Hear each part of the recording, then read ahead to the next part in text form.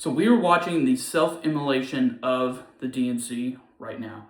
Ken Martin on Pod Save America just talked about how they are not going to be releasing the autopsy of the 2024 election. Why this is a big deal is because not only did Ken Martin go in and even was brought up in that interview that he had said he would release it prior to him becoming DNC chair, but what it really does is kind of further emphasize the strain between kind of the more establishment, more party bosses, and say the actual political realities and normal members of the DNC and the Democratic Party.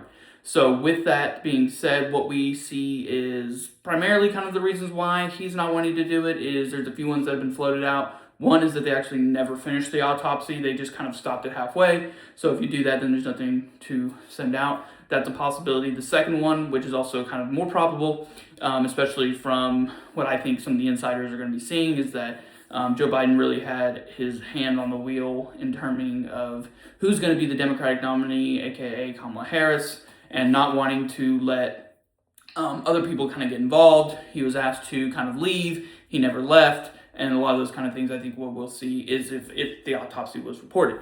The third one, and this is kind of more from the DSA, left liberal, left populist groups, is that the autopsy would say that Gaza was a huge dividing focus point for the Democratic voters. And because of that, that's why we didn't see a lot of them come out. And we saw this kind of surge of Republican support because the Democratic support was so far low. Like with everything else, there is a last one in that no one wants to say how the money was spent because the money wasn't spent very well. The money was obviously very targeted in basically all the swing states, and everything else they just kind of disregarded.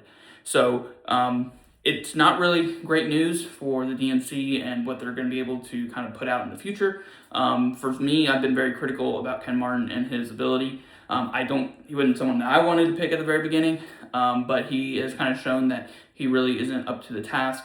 They're further in debt, they further have all these issues, and then with the voting rights and a lot of these other things coming up, he doesn't seem to be the fit. So like and subscribe, follow down below, and we'll have more coming up.